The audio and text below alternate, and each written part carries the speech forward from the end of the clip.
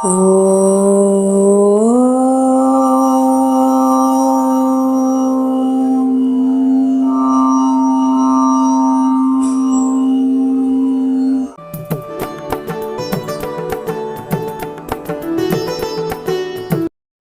Samriddhi YouTube channel நேயர்களுக்கும் பக்தர்களுக்கும் ஜெயந்தி பாலஸ்ரீனிவாசன் அநேக நமஸ்காரங்கள். இன்றைய தினம் சிறப்பு சிவஸ்தலங்கள் என்ற தலைப்பின் மூலம் தஞ்சாவூர் தில்லை ஸ்தானத்தில் அமைந்துள்ள அருள்மிகு நெய்யாடியப்பர் திருத்தலத்தை பற்றிய விவரங்களை பார்ப்போம். மூலவர் நெய்யாடியப்பர் கிருதபுரீஸ்வரர், உற்சவர் கிருதபுரீஸ்வரர், அம்மன் பாலாம்பிகை இளமங்கை அம்மை. வில்வம் தலவிருட்சமாக உள்ளது. தீர்த்தம் காவிரி தீர்த்தம். புராண பெயர் திருநெய்த்தானம். திருநெய்த்தானம் திருவையாற்று சப்தஸ்தான ஸ்தலங்களில் 7வது ஸ்தலம். ஆலயத்திற்கு செல்லும் மார்க்கம். கண்டியூரிலிருந்து நகர பேருந்துகள் இயக்கப்படுகின்றன. அவற்றின் வழித்தட எண்கள் 23, 13 மற்றும் 5 ஆகும். இக்கோவில் திருவையாறிலிருந்து 2.1 கிலோமீட்டர், தஞ்சாவூரிலிருந்து 14 கிலோமீட்டர் தொலைவில் அமைந்துள்ளது. மிக அருகில் உள்ள ரயில் நிலையம் தஞ்சாவூர். அம்பாள் சன்னதி வெளிப்பிராகாரத்தில் வடக்கு நோக்கி அமைந்திருக்கிறது. அம்பாள் வாலாம்பிகையை நின்ற கோலத்தில் நமக்கு அருட்காட்சி தருகிறாள். அம்பாள் சிலை ஒரே கல்லில் வெடிக்கப்பட்ட உருவமாகும். இக்கோவில் கிழக்கு நோக்கி அமைந்துள்ளது. மேலும் இதில் 5 அடுக்கு ராஜகோபுரம் உள்ளது. கோஷ்டத்தில் தட்சிணாமூர்த்தியில் லிங்கோத்பவர் பிரம்மா மற்றும் அஷ்டபுஜ துர்கா ஆகியோர் உள்ளனர். தட்சிணாமூர்த்தியின் கோஷ்டத்தில் ஒரு மூர்த்தி நின்ற கோலத்தில் உள்ளது.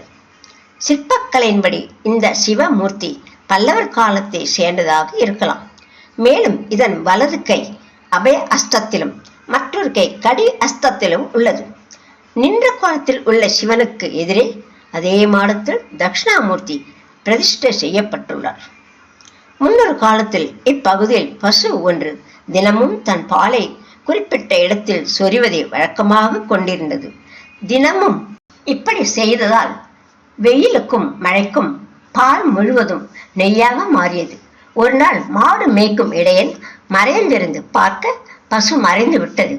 காமதேனுவே பசுவாக வந்து பால் சொரிந்த விஷயம் இவனுக்கு தெரியவில்லை.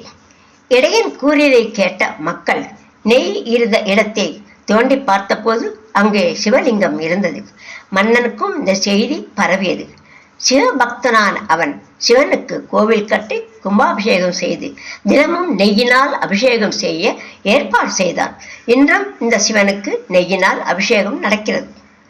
காமதேனு ஒருமுறை இந்த அபிஷேக பிரியரான நெய்யாடியப்பருக்கு அபிஷேகம் செய்து வழிபட பிரியம் கொண்டு தனது பாலாலும் பாலில் கட்டி நின்ற நெய்யாலும் அபிஷேகித்தது. அதனால் இவருக்கு நெய்யாடியப்பர் என்ற பெயர் வந்தது. இறையனாரை எங்கே காணலாம், என்னவாக அவர் இருப்பார் என்ற கேள்வி வந்தது. அப்பர் பெருமானை அதற்கு ஒரு முறை விடை சொன்னார். எப்போது தெரியுமா? அவரை நீற்றறையில் இட்டார்களே அப்போது பாடினார். அதன் பொருள் என்னவென்று பார்ப்போம். பாலுக்குள் நெய் இருக்கிறது, எல்லோருக்கும் தெரியும். நெய் வேண்டுமானால் பால்தான் அதற்கான ஆதாரம்.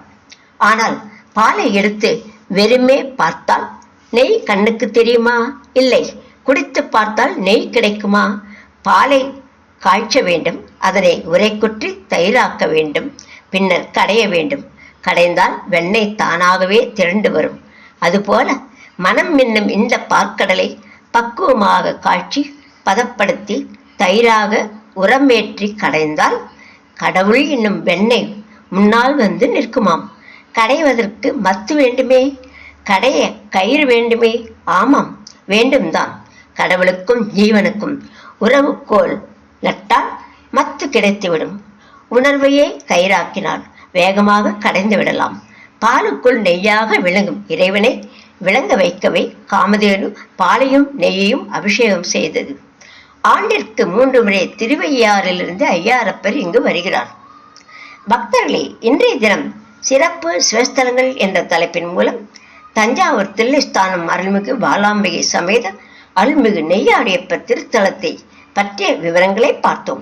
கூடிய விரைவில் சிறப்பு சிவஸ்தலங்கள் என்ற தலைப்பின் மூலம் மற்றும் ஒரு சிறப்பு சிவஸ்தலத்தை பற்றிய விவரங்களுடன் உங்களை மீண்டும் சந்திக்க எல்லாம் வல்ல இறைவனை பிரார்த்திக்கிறேன். ஜெயந்தி பாலசீனிவாசன். நன்றிகள், வணக்கங்கள். ஓம் நம சிவாய. ஜெய ஜெய சங்கர, அரகர சங்கர்.